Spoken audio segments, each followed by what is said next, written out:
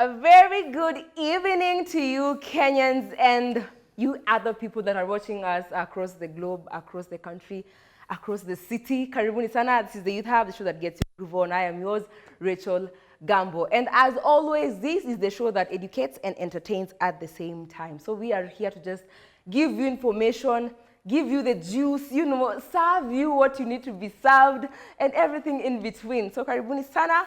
And let's get the conversation started on our SMS number 21144 or GBS TV Africa across all social media platforms. Karibuni. So as always, sipongi peke yangu, sipendi kutembea peke yangu.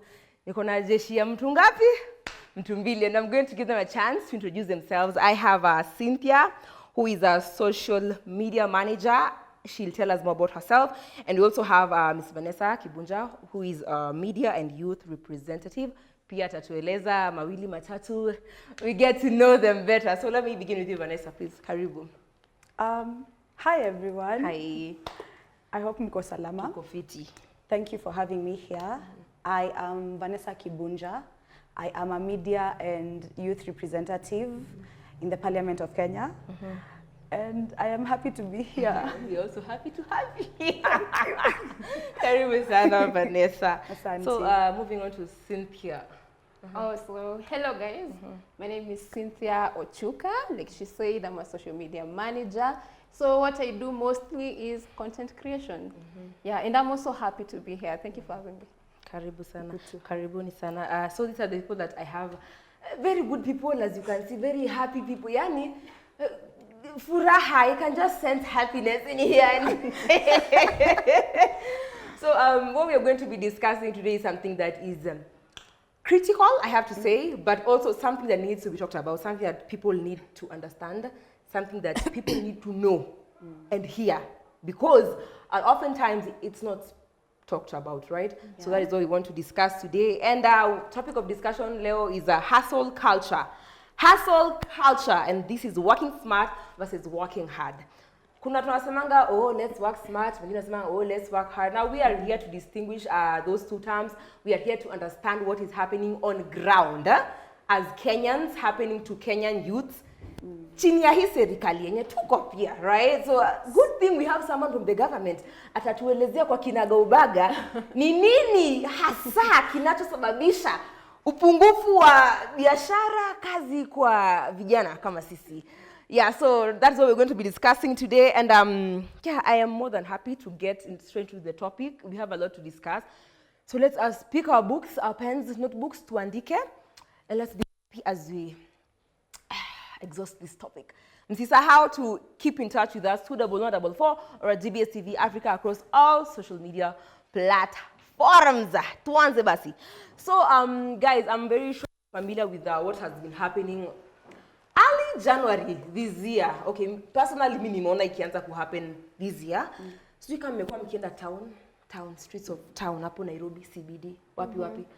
And okay, wacha tu niwaambie ukweli. Mimi napenda kwenda nikiokotanga vitu tao. Napata hii pale naokota, napata hii pale naokota. And I started noticing peddlers wangu hawako. People that najuanga nikienda pale nitapata kitu. They're not there. Yeah. So kufanya uchunguzi wangu, I came to find out that serikali imeanza kuwasafisha, kuwaondoa. And reason being is that the government claims that they want to keep the streets safe, secure for Kenyans. We are yet to find that. So in early 2025, Nairobi city government implemented measures to regulate street vending in the central business area, leading to removal of vendors from the main streets. And hizi streets ni kama watu wa Moi Avenue, Helselesi, na River Road, right? So we want to understand kwanza, Vanessa, please tell us what is happening and why, what is happening? You that, me, I'm going to attack you by the way. I'm going to attack you. You need to give us answers because tell me why mnafukuza watu from their areas of businesses. These are people that get their livelihoods from there, and then one morning, one evening, they're not there anymore. From my perspective, okay, I don't work at the city council. But But as a youth, I have really noticed that too, since I'm a media person, so I need to follow up on this. So what I feel like what the city council is trying to do is minimize the rate of kupigwa ngeta kidogo,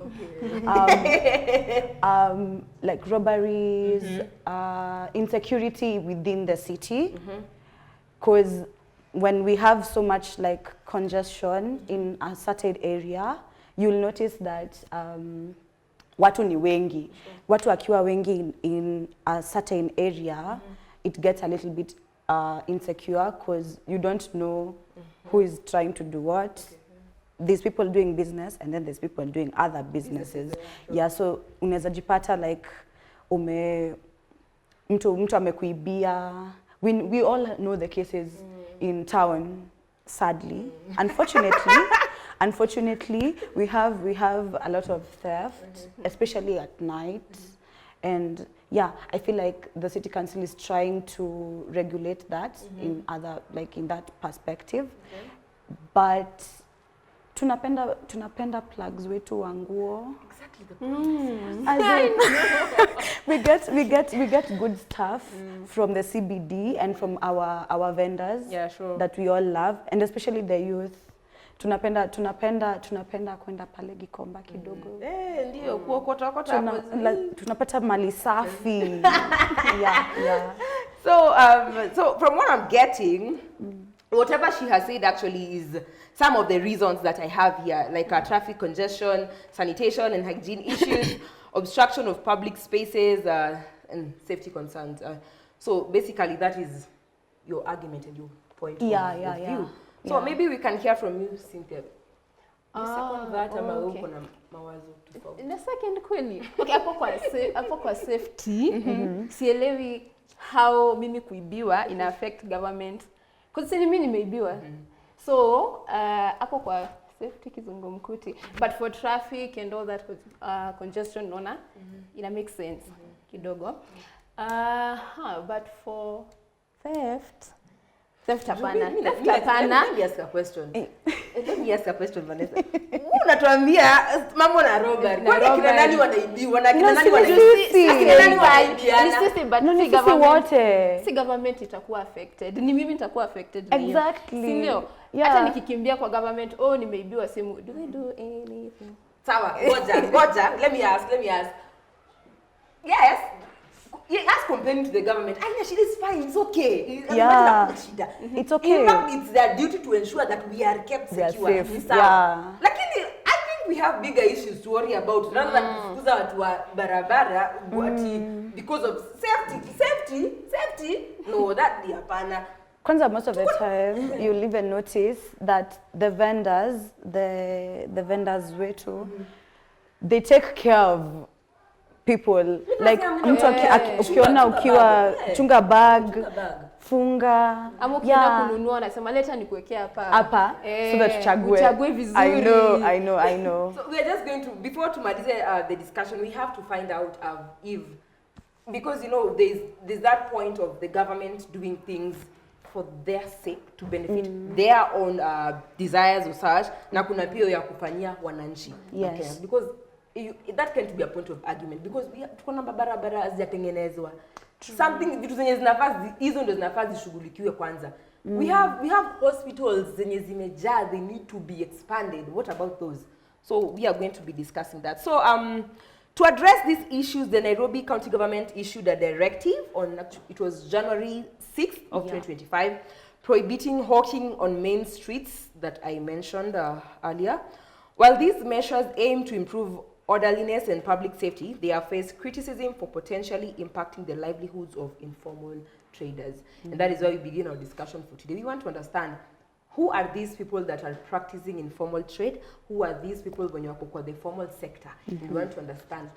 Majority of youths, where do we lie? And your percentage ingine, what do they do? So basically that is what we're going to be discussing today. And I'm happy. So maybe we can let's have that illustration of the informal sectors vis-a-vis the formal sectors.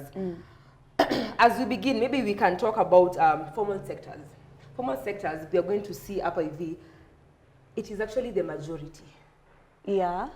Wase wa jua kali, hao ndio wako kwa field sana. Mama mboga, hao ndio wako kwa field sana. Don't get me wrong, these jobs are not bad jobs. But we want to understand, why do majority of the youths in that category? We have the formal sectors, the white collar jobs, you know, the corporate people. Why are they in that percentage place? To understand, we need to break down everything to do what is what needs to be done and what else. So we are going to begin maybe with the very first question.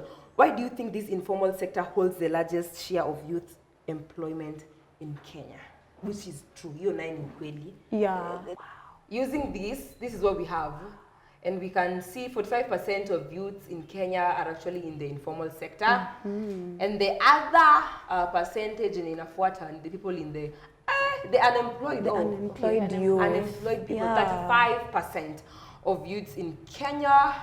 This is as at 2024-2025 statistics. And then we have what in your formal sector, 10% of them.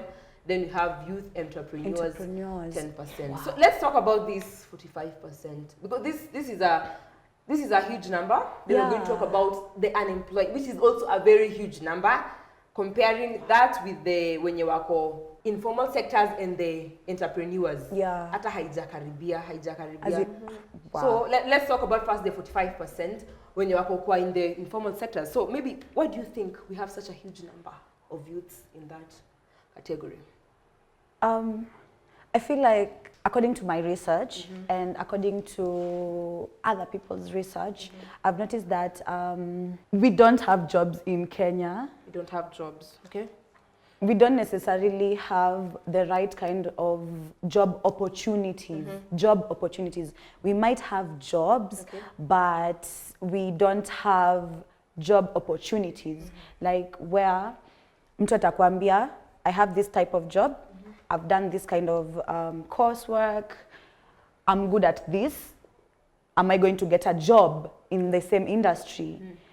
Good example, I have done mass media and communication, but I work at the Parliament of Kenya, under the media relations though, but naturally, after campus, you expect kitu nimesomea ndio naenda kufanya, but then ukienda uko nje unapata hakuna hiyo job, like unatafuta, utazunguka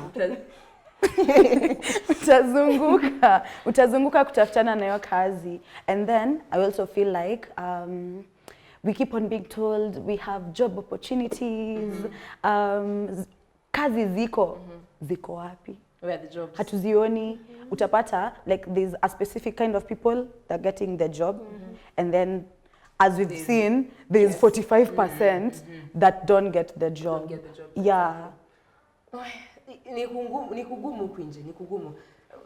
Sana. Mwongea about Kenya umesomea, what you studied. So there's a meme actually tulionanga. So there's a guy hapo kwa caption. Yes. When you studied nutrition, umemaliza like 4 years of doing nutrition, then there are no jobs in Kenya. So unaenda kwa street. Cinnamon, black pepper. Rachel. But that's true. Not a joke, by the way. It's true. I'm not serious. So, baby Cynthia, you can tell us your take on the 45% of people who are working under informal sectors, bearing in mind that easy jobs in the informal sectors, they're not necessarily bad of jobs, you know. Si jobs mbaya sana. But ukiangalia vizuri, that is not what that person, just as Vanessa has said, hiyo si kitu yenye alienda kusomea. But again, amejipata hapo. So I second what she said about the unemployment issue. And then I also want to add something. Hapo kwa unemployment, the moment unaenda kutafuta kazi, yes, uko na hizo your accolades and all that.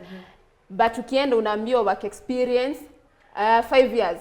5 years na ndio umetoka ku graduate. Bro, that is also another thing. Man. What are we talking about? What are we talking about? Unaenda, umemaliza internship, unaenda kutafuta kazi.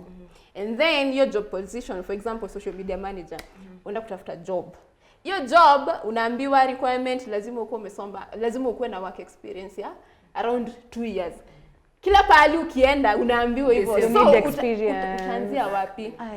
Unaona? To people who review hizo vitu bwana, kuna vitu mnafaa mtoe and implement other things and consider people do. Sasa surely mtu ametoka kusoma experience ya 2 years natoa wapi? Kuna mwingine ndiye aliandikiwa 5 years experience. 5 years let's be realistic. Tukue tu realistic. As much as we want to, give the positions zikuwe na watu wako qualified, good people. Yes.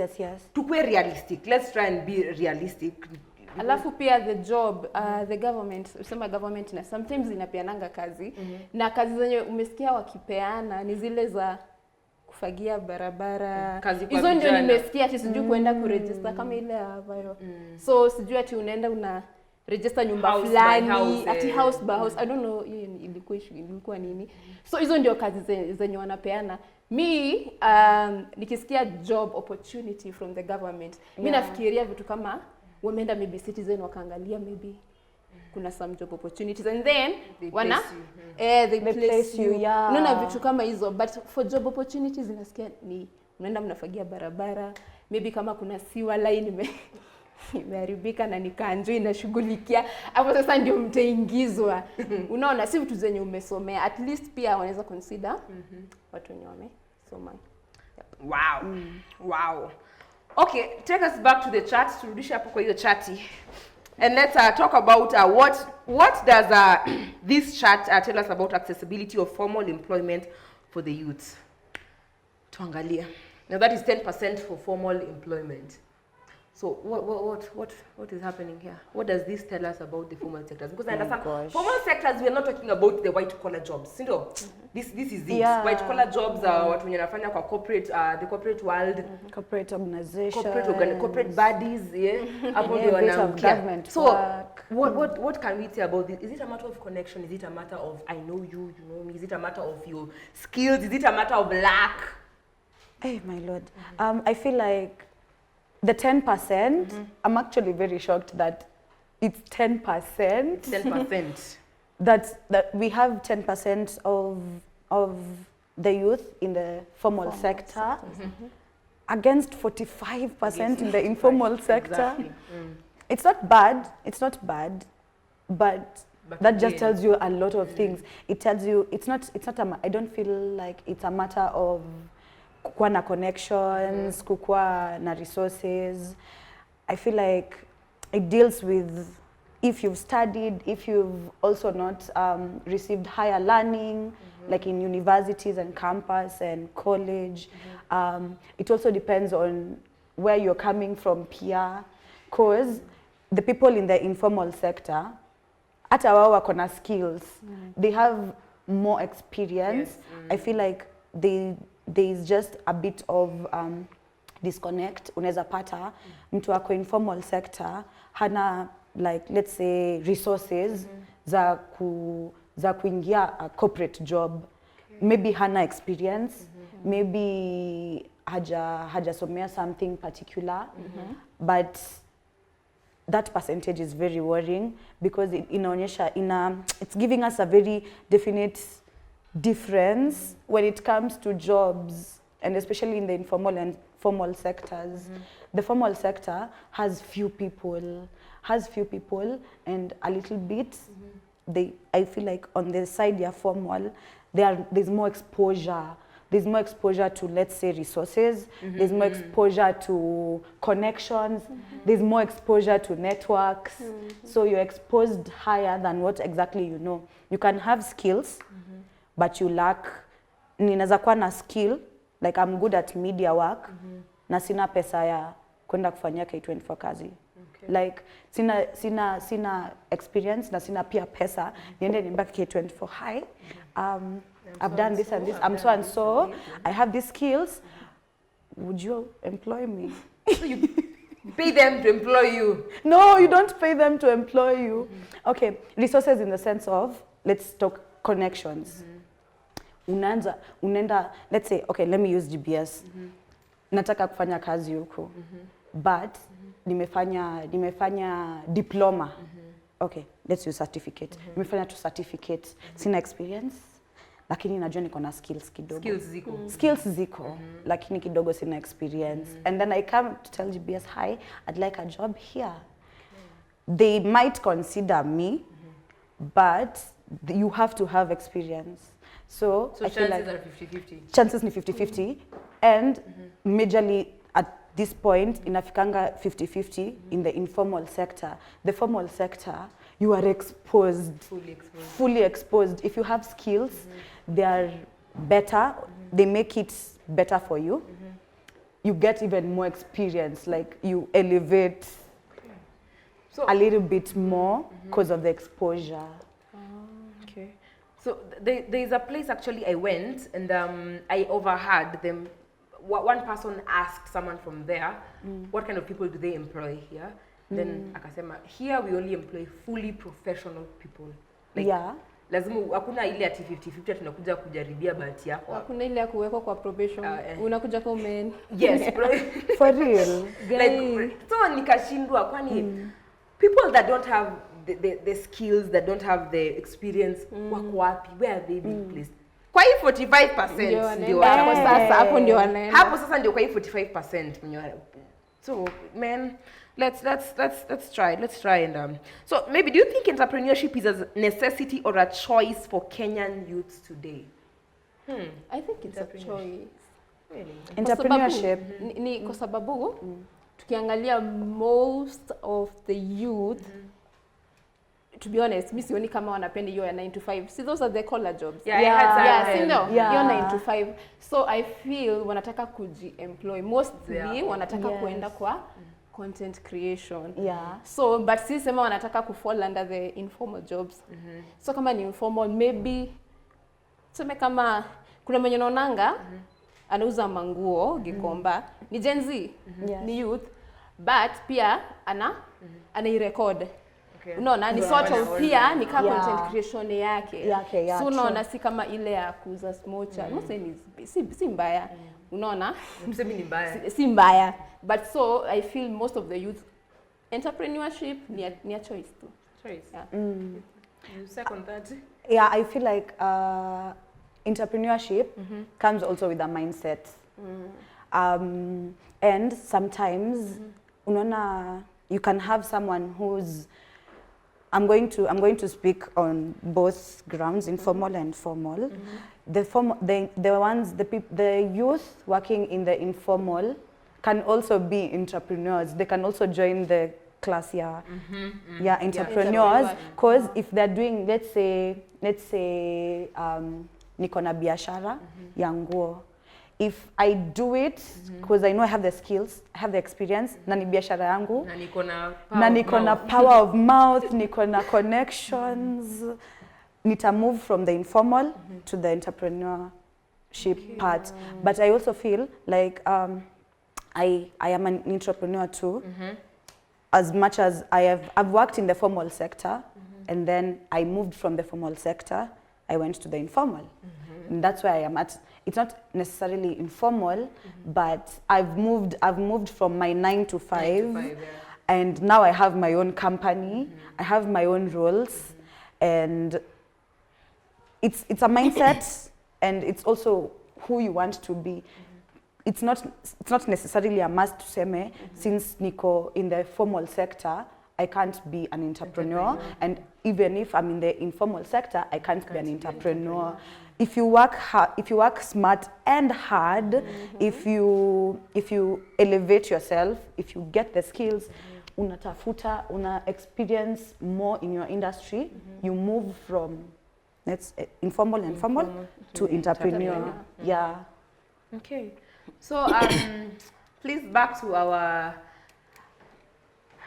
diagram.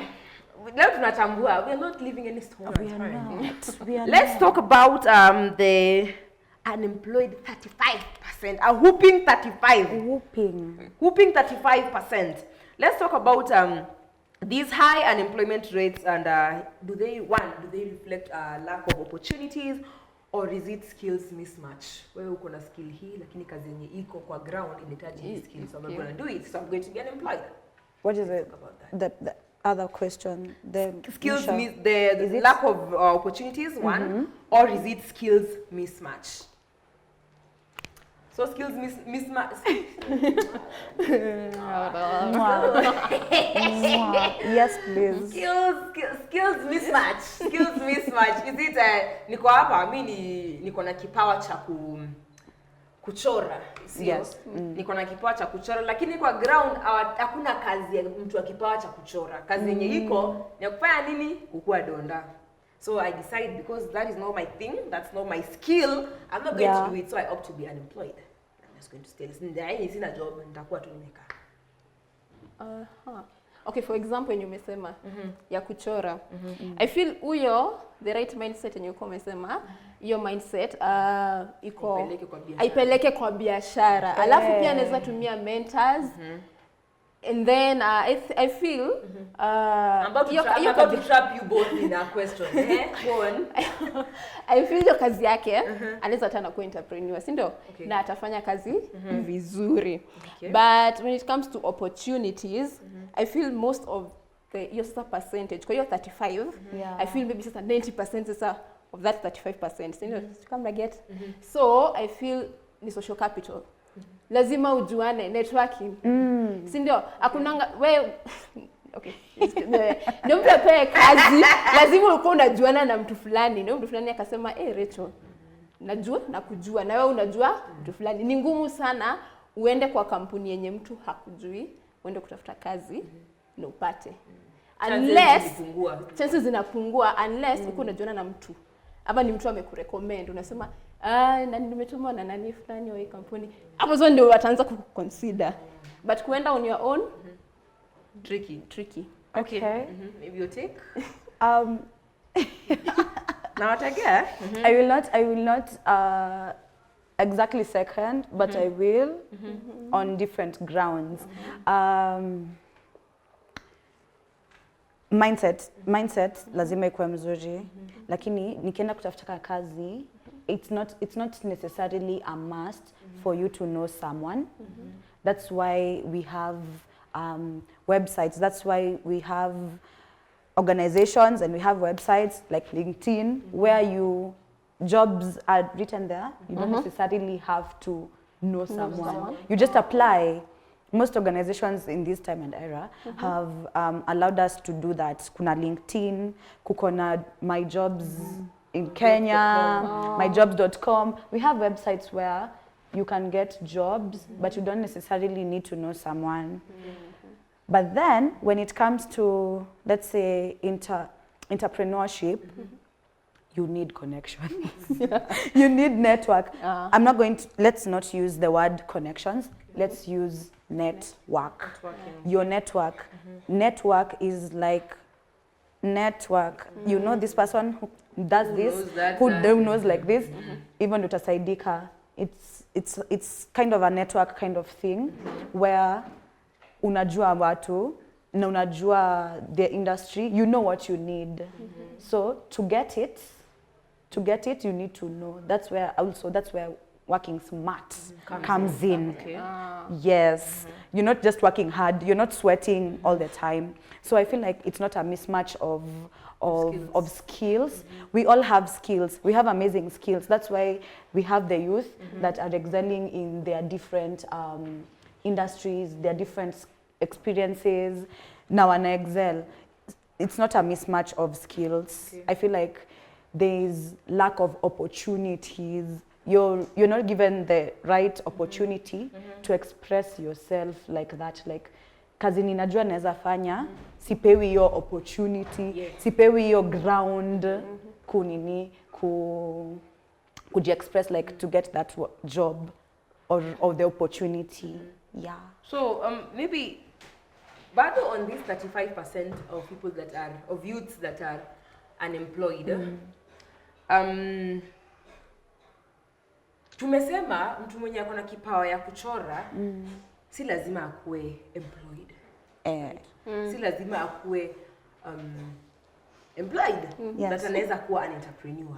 Yes. right? Because they have the skills. Yes. So you're going to go for it. You don't know how much you're waiting. Do a break?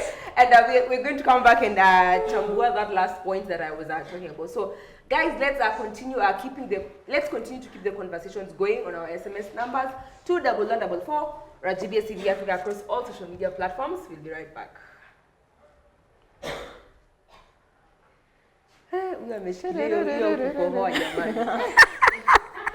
Akikundani kuna joto. My God.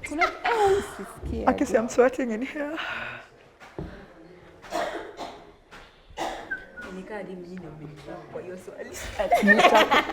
Hapa. Kuna wewe bampa. Hatukuachi. Si amesema tutarudi hapo. Kwanza niko na points za kukushika. We relax. Relax hapo kidogo. Chill. So we are coming back now 20 minutes and we have 20 minutes we have for Jose. Tuko sawa? Niko na fan hapo. Okay, so there's pictures and videos. Iko hapo ndani. Hey my lord. Jote. Bas, this is the bus. These and more reasons why I cannot do makeup. Joto yezidi Uyeyuka. Inaweza yeyuka mkakesho.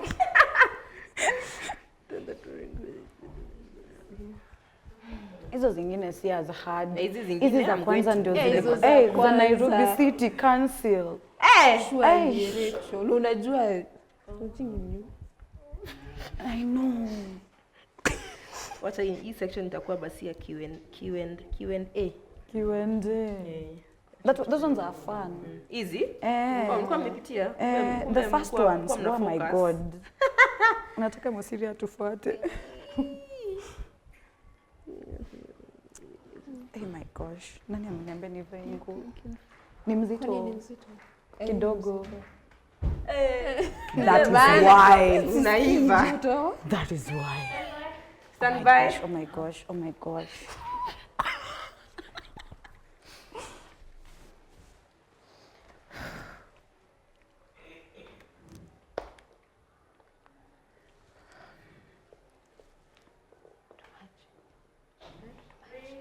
Three, two, one. Yes, welcome back, guys. Karibuni, I hope you are sat comfortably and waiting for this other segment because we are here to serve and give you information that you need to know. Sindio, so we're talking about hustle culture, working smart versus working hard.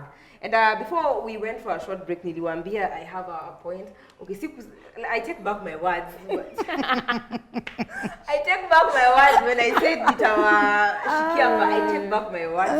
I take back my words. So there was a kidogo a slip of the tongue. So let's move on. So we are going to go to the Q&A session. So that's what we are going to be doing for the next 20 minutes.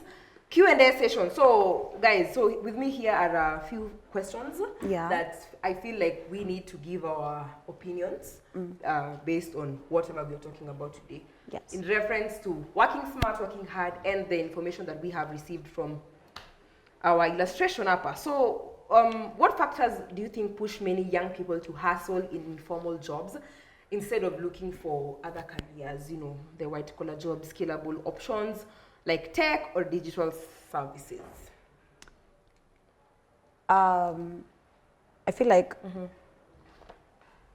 I'm going to be very honest. Okay, be very honest. We need money. Money. We need resources, and I'm specifically saying we need cash. Cash money. We need cash money to make life better and easier. Ukipewa monies, alafu usipewe, alafu uambiwe ufanye kazi, hautafanya for free. Yes, please. So we all need money. We are hustling to get that money.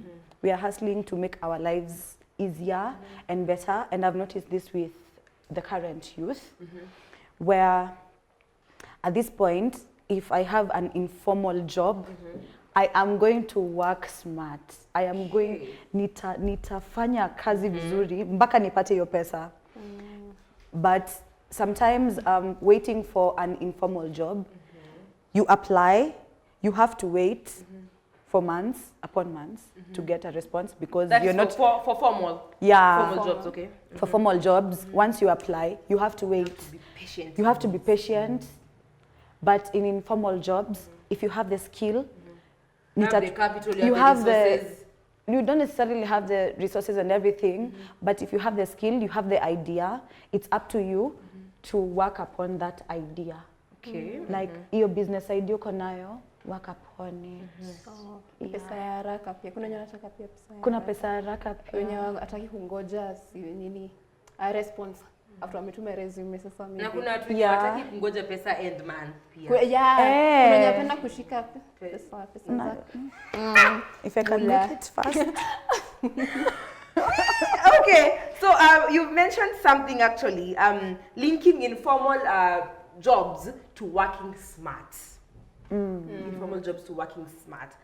We're not criticizing people that work in formal sectors, but let's talk about formal sectors kidogo. You know? Yes. Formal sectors, from what I've been hearing people saying, I want to work in a formal sector because one thing about a formal sector is that come rain, come sunshine, end month, niko kwa payroll. Mimi kujua kama mkuu alipata hasara ama profit. Nice. Mimi najua end month, I'm in the payroll. Yes. And let's not lie. Let's not lie. This is one very big advantage because hii nayo ni ukweli. It's true. Ni ukweli. But Yeah. again, let's look. Unaweza kuwa maybe una earn pesa kidogo. That is how it's going to be. Yes. And then ukicheck most of these informal jobs, kuna wanga na hiyo rule ya once you're working maybe in an organization, a company, you're not allowed to work anywhere else. You're not allowed to have any side hustles in Yeah. So if we do approximately maybe unapata 15 Gs, Yeah. well jua end man uko na 15 Gs. Which is not bad. It's not bad. But again, let's look at the informal sector. There's a job yenye ukifanya na siku mbili umepata hiyo 15. Ukiongeza siku zingine mbili umepata hiyo 15. Ingine. Yeah. Ukiongeza zingine mbili Nipata potea. Si ati kila saa itakuanga 15. Si ndio? So, okay, si ati niko side ya formal pia. But si kila siku utakuwa unapata hiyo 15,000. Kuna siku zenye utakuwa unapata tu hasara. Mpaka una wish at least I wish ningekuwa nimeajiriwa pahali. Very true. So Yeah. I think ziko 50-50. It goes 50-50. Inaenda 50-50. Ikifika ni place ya pesa kuan.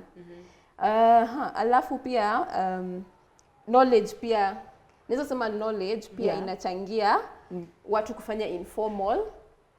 Ndio sasa wanafanya informal instead of to apply for formal jobs. Si ndio? So unaweza pata maybe ulisoma maybe kumaliza shule, maybe hii inahitaji maybe diploma, maybe ulifika certificate level. So I feel pia knowledge inachangia sana. Yes. Watu kukua kwa informal jobs. Yes. I second that. I second that because utapata people mostly in the informal type of jobs.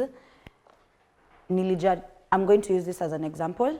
Like they tried getting into the formal. Ikakataa.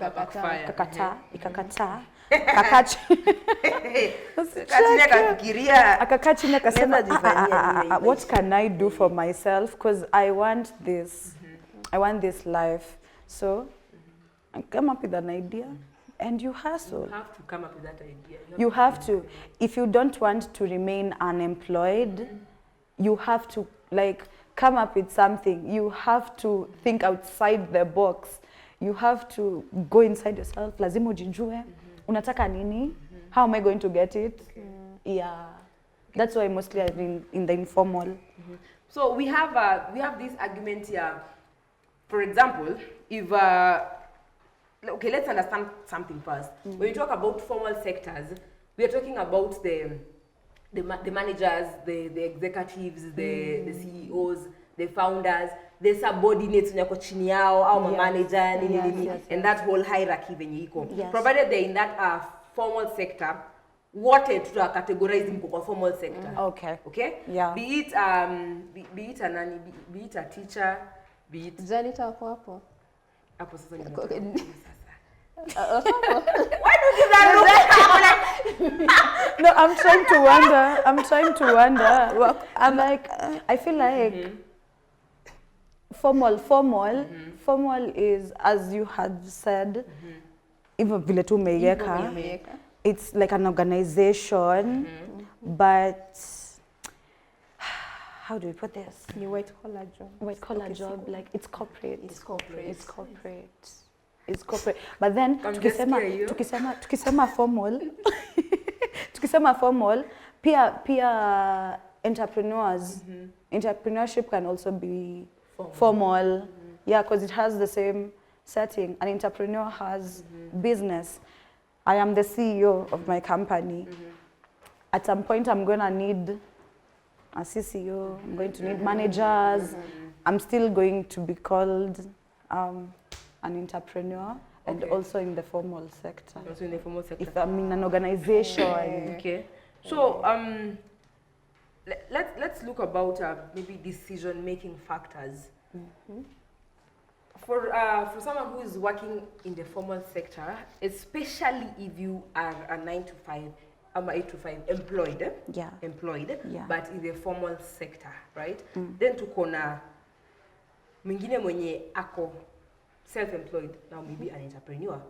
So let's link working smart in these two aspects. Yes. Someone who is amejiandika, working for themselves. Yes. Kuna hiyo kitu ya I have to think of how I'm spending this money. I have to think of how this business is going to. I have to think. So with that, I have to work smart. Yes. It's not just about working hard. Yes. I have to work smart. True. Then there is this other category. Okay, kufanya ikae vibaya lakini ndio they don't make the rules, you know, they don't make the decisions. Yes. So kuna ile ya hiyo ni mkubwa. Hiyo ni kazi ya mkubwa. Hiyo ni mkubwa atafikiria. Hiyo ni shida ya mkubwa. Yeah. Do you think not all formal, not all formal jobs, but do you think kuna some formal jobs zenye personally you as Vanessa unaonanga hii ni kukua lazy, ni kazi lakini hapana umelalia akili kidogo tu. Oh my goodness. Okay. I shall use myself as a good example. I've worked for Jumia Kenya for 4.5 years. Okay. That was a 9 to 5 job. It was a 9 to 5 job until somewhere in 2023 is when I was like, I want more money. How am I going to get more money? My 9 to 5 was not, it was a lovely job, but then I got to a place where I have bills. I need to do things as a creative. As a creative, I'm on the toes all the time because I have like arts to do. So I sat down and I was like, what can I do to get more cash? Okay. That is where I was like, okay, cool. I can do this, I can do this, I can do this. But then I'm also tired of my 9 to 5. But sometimes I feel like when we are in the formal sector, let's take the 9 to 5, people tend to, actually it's not just about the youth. Let's say the working class, the middle working class tend to, it's not being lazy, you tend to get comfortable. You get comfortable with the fact that end month, nitapata mshahara.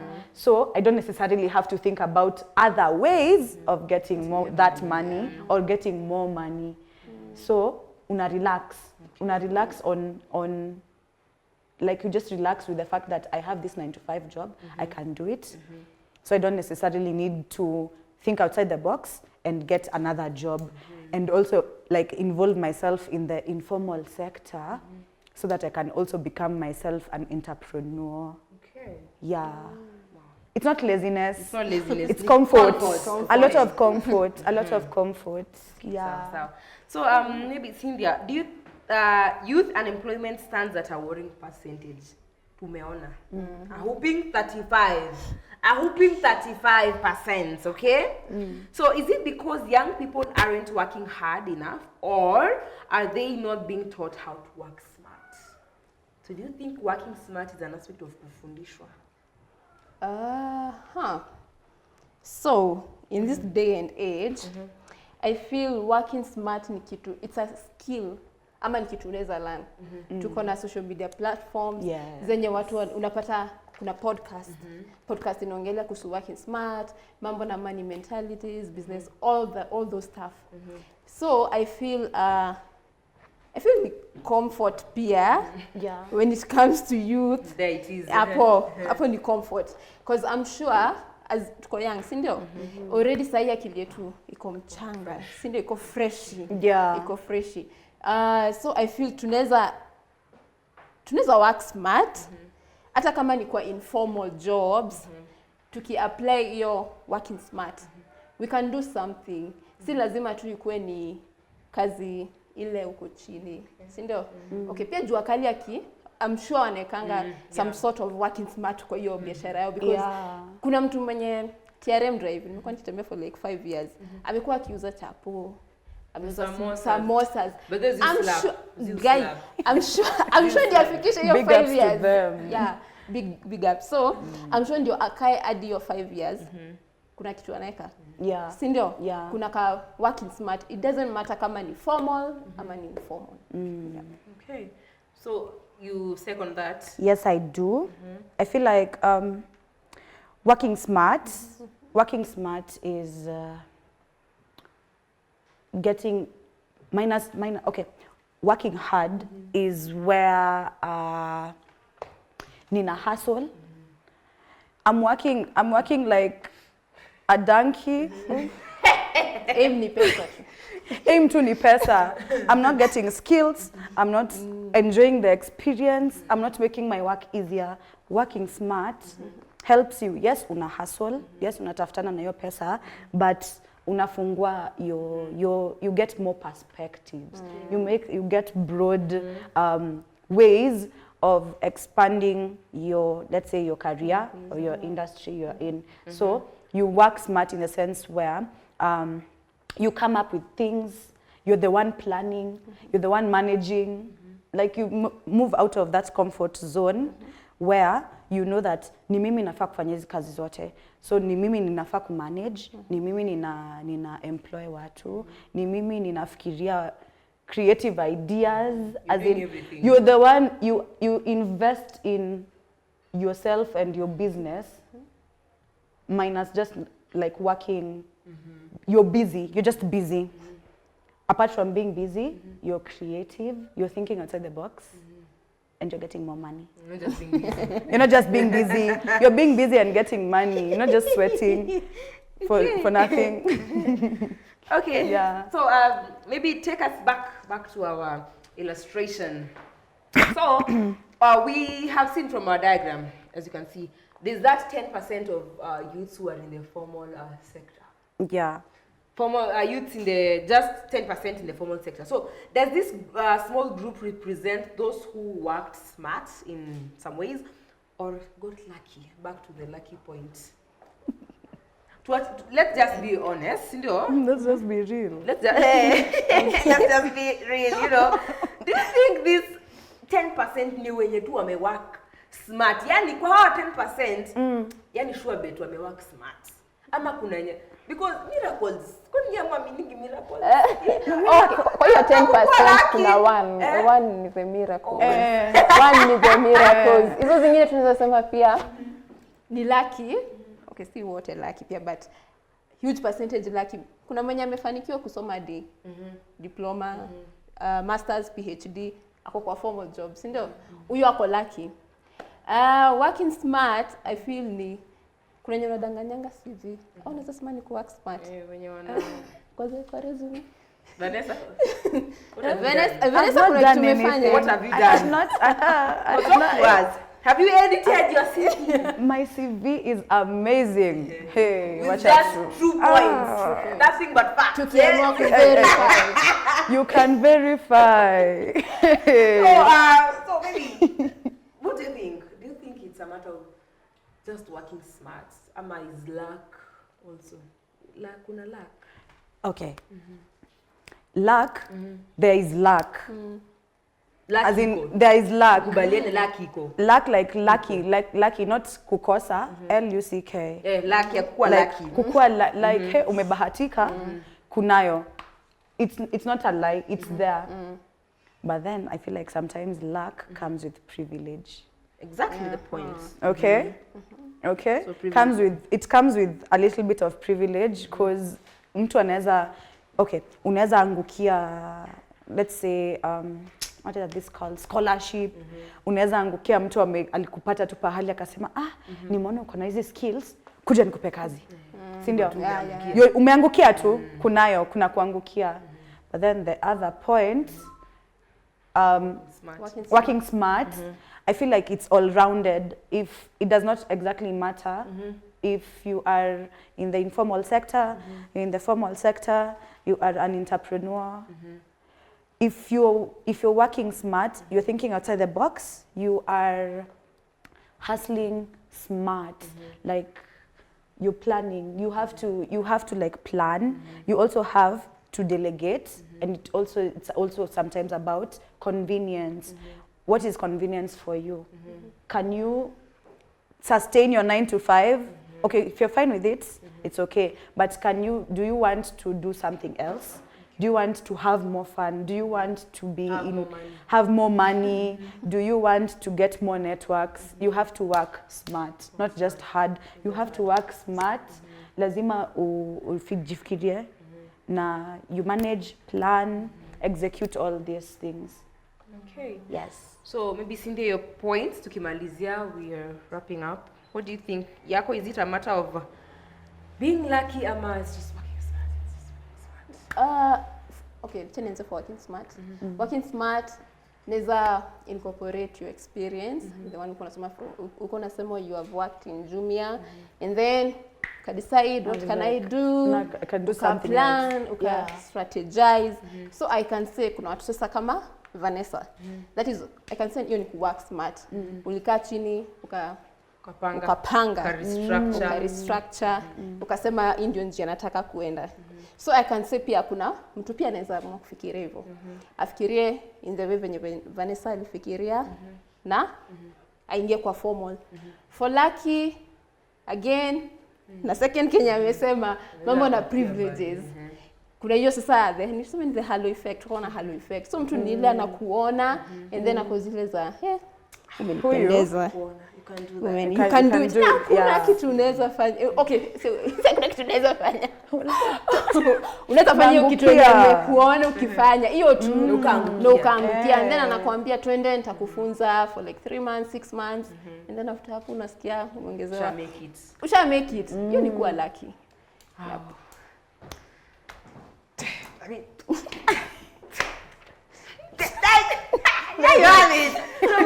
mimi nataka kusikia nini tena, like si wamesema kila kitu, like they have said it all. So thank you so much guys, and we have come to the end of that conversation, but we have not yet finished the show. Tumebakisha one more segment, so we are going to go for a very short break, and we'll be back with games. So tuende hapo nyuma, tuvae PE kits, tuvae uniform, alafu tupatane kwa field, ndio? We'll be right back.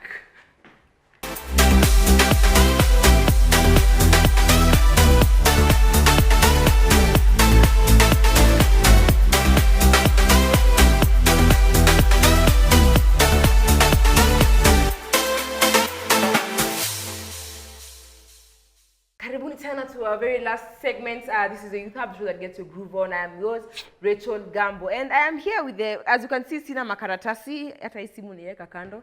I don't have anything to hold me because I'm ready to play. I'm ready to play. So with us here is a game. This is Truth and Dare. We're going to be playing a Truth and Dare, guys. And Please let your soul be empty. Empty your soul, empty your minds, empty your thoughts, okay? So this is truth and dare, and the rules are very simple. Sindo, utakuwa tu na pick a truth and a dare. Hakuna kupick a truth or a dare more than 2 times consecutively. Sawa sawa. Sawa. So si ati choose truth. Tuende round moja, choose truth. Afu tuna pia ya tatu no, okay? Ya pili you can do, but ya tatu no. So and we are going to be playing all of us. Tuone. I'm ready because I didn't prepare this game. That's why man niko that eager. So yeah, so let's begin. So Cynthia tutaanza na wewe. So utakuwa tunasimama, you pick if you want a dare. Utatuambia if you want a dare, then you pick. So we begin with you. What are you taking? Utasimama kuchukua. Utachukua? Dare. Okay, that's a dare. Namko daring. Dare. Okay. Tusome, read it out. Do your best impression of someone in the room without saying their name. So you go in bracket. So do your best impression of someone in the room. So at the end unafaa kutuambia ni nani? Asintafanya tu alafu mtajua ni nani. Okay. Oh yeah. Without saying their name. Without saying their name. Make an impression. What? What's up, guys? This is your show that gets your groove on. Rachel ni wewe. Bro, where did that come from? Where did that come from? You are so loud. You're the host. You're the host. Guilty as charged. Sawa. Vanessa, truth or dare? I'm just gonna pick a truth, please. Okay. Sawa. I'm gonna try and just pick a truth. Hey. It says, what's something you regret but would do again? What's something you regret but would do again? Hey. Talk to us. I'd travel again. You regret? With whoever I did travel with, I would travel with them again. You regretted, but you'll still do it again? Yeah, because of some few stuff that happened, but I would. I would. We'd love to hear that story. Okay, so me, straight up, I'm going with the truth. There, I'm saving it for last. I'm there. Okay. Name one thing you gonna do. Name one thing in the room that could be a great superhero name. Lights. Surely. Why would you name a superhero Lights? Lights, because lights, you know. Flash, Superman. So venye anatoanga zile laser zake za macho. So lights, yeah, the lights, so the lights, you know. Okay. Period. What else? Game ni mara ngapi? How many rounds? Unaweza fanya 2 times consecutively, but not more than 2 times. Okay. So ni round mbili.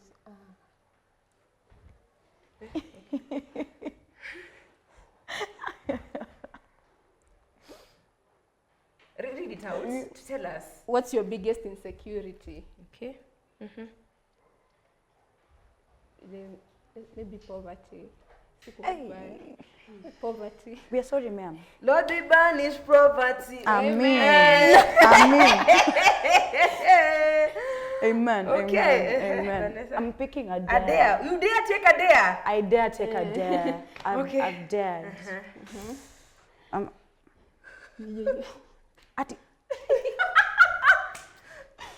I'm not your friend, whoever has done this. Thanks. Speak only in song lyrics for the next 3 rounds. Why? 3 rounds. Okay, let's start. In song lyrics. Let's start. I'm happy to be here. I'm glad to be here. Okay. To more Yeah. youth man. stuff. Yeah, man. you know we're going to do that in 3 rounds. Imagine. So whatever you're going to say, you're going to say it lyrically. Like rhythmically. Even the I just Oh did. yeah. I just did. Okay, so let me also take a dare. Let me take a dare. Okay. No.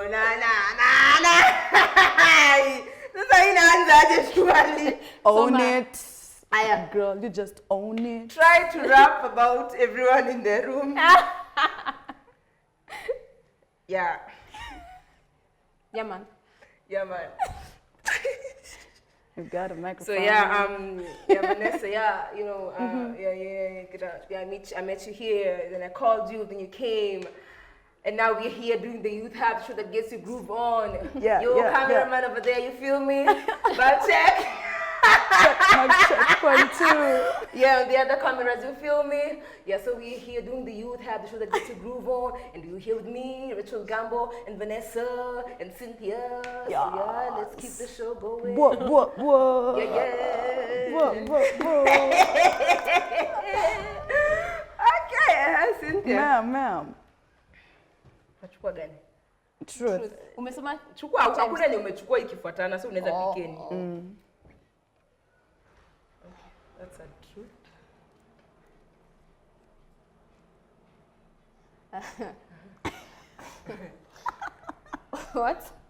What's the most embarrassing thing you've ever done in public? Okay. What? Talk to us. So, someone dared me to sing out loud in a public bus. Najijua ni nani. So, Bus. yeah, so Which song was this? ilikuwa old school bongo zile za Kenya. So I had to sing hadi tuko hapo mbele, so naimba na nguvu hadi mwenye kuko. And so it was so embarrassing. Sorry. Juu kila mtu anaangalia. Oh yeah, una sing. Okay, it's your turn. Pick up. Truth. Truth. Of all things. Who did this? No, the last one was the dare. Why? What's the weirdest thing you've ever Googled? Okay. What's the weirdest thing? Research. The amount of research I do involves, you have to have knowledge. You have to have historical knowledge. Umeweza kujitetea? Nimeweza kujitetea. What did you Google? Tell us what you Googled. History. History. It wasn't weird though. You Googled history? I Googled history of Kenyan women in politics. Wow, yes, wonderful. and the things I saw. That is amazing. That is amazing. Let me take a dare. Please. Naweza rudisha yenye nimechukua? Hapana. Hapana. Yes. Pretend to be a cat and What? pretend to be a cat and have your head against someone's shoulder. So who is the someone? You get to choose. Acha nirab tu Vanessa Joko karibu.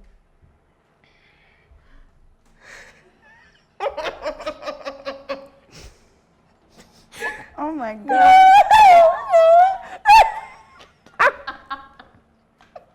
Fluff of hair. You have soft hair, ma'am. The cat's hair. You have soft hair. OMG. You dare to dare. You're daring. Soma. To some. Talk in a British accent for the next 5 minutes. Ma'am. Use some more. No, You need some water? some water? Yeah. I don't have some water over here. So we can ask the producer. You need British accent, please. I don't know. Okay. So you're doing that in the next 5 minutes. 5. I'm at the next. Anyway, Yeah. so Yeah. let's do one more round tukimalizia. I'm picking a dare Okay. since y'all and truths. What? Kwanza that one is handwritten. No, ya nyuma inakaa imefutwa. Wali so- change. Wali. Who did this job? Y'all want, okay. Call your mom or dad and sing the chorus of their favorite song loudly. Simu Y'all- yake iko wapi? Apewe simu. Y'all want me to call Mama Vanessa on live Apewe television? simu. Where's your phone? It's there. Kindly tusaidie simu ya Vanessa. Ai, naweke loudspeaker. Oh my God. Which is her favorite song? Oh my God, Mama Vanessa. I'm so sorry, my love. Okay. Please call Mama Vanessa. Mpaka nakusaidia kuchukua simu. please. Aki, she's going to pick up. Yes, call her. Naweke loudspeaker. Oh my God. To go down. You guys are not nice. You guys are not nice at Call Mama all. Vanessa. Aki, you guys are not nice. Let's hope she picks. Let's hope She will. Okay, yeah. Go ahead. And She please, will. You're not telling us the song before I'm going to surprise. Oh my God, she has so many songs though. Hakuna Whoever salamu, wrote- there's no, greetings. you just Mama Vanessa, Just a sing. we are live on TV. I need to. Which TV? GBS TV. I'm on the Youth Hub, and they want me to sing you a song. I've been dared to sing your favorite song. So I'm No, just don't sing that one, man. no. Sing yours. No, I will sing a nice one. I know many of your songs. I sing, Sing go. daddy's song. I sing Daddy's song, fine. Loudly, 3, 2, go. It's a Michael Jackson song. Okay. Cool. Sing it. Shout. Sing it. Sing it. Madam of Men confused. I'm going to sing something else. Let me sing something, please. Just please. Sawa. I love you. I love you. Shout. You're my baby. I love you. You're the best. Bye, mommy. Bye. Thank you. You're welcome. I go. Hey, that was a smooth one. Did you do Sawa. that? It was amazing. Oh my gosh, oh my gosh, oh my gosh. Sawa, tukimalizianga, let me do the last truth. Tukimalizianga as we wrap up. Hii imerudiwa. Hii tulikuwa tushasema.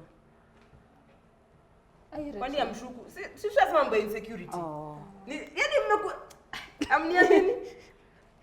Have you ever pretended to like someone's cooking when it was actually trash? Yes, I have. Wow.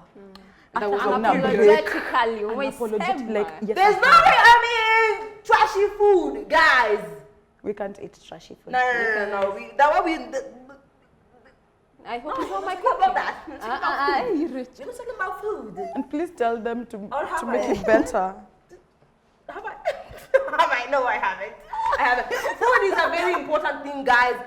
It needs to be cooked with love, with utmost carefulness. So let's, we don't just eat.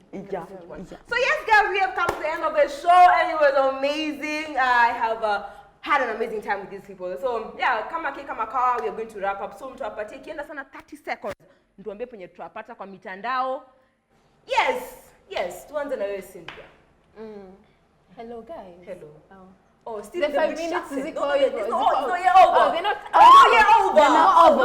They're not over, fam. They're not over, Yeah, though. they're not They're not over. Okay, so I must speak in British accent. Yeah, please do. Okay, so as Cynthia Ochuka on my social media platforms, there are Cynthia Ochuka, Instagram Cynthia_Ochuka, and thank you guys for having me here with this amazing topic, amazing host, amazing crew members, and our amazing Vanessa. See, it wasn't even that hard. It was It hard. wasn't. It wasn't. What about you? Vanessa Kibunja on Instagram, Vanessa Kibunja on YouTube. Yeah. And on TikTok too. Vanessa Kibunja everywhere. Okay. Yes, there you have it, guys. So meet us next week, same place, same time. I was yours, Rachel Gambo. You can follow me on Instagram at miss._Gambo. Let's talk to each other, tusemezane, tupendane. above all, right? So let's continue to keep this conversation going on all our socials, to Patane at GBSCV Africa across all of them, or you can SMS us at 21144 and we're going to talk. Till next time, ciao.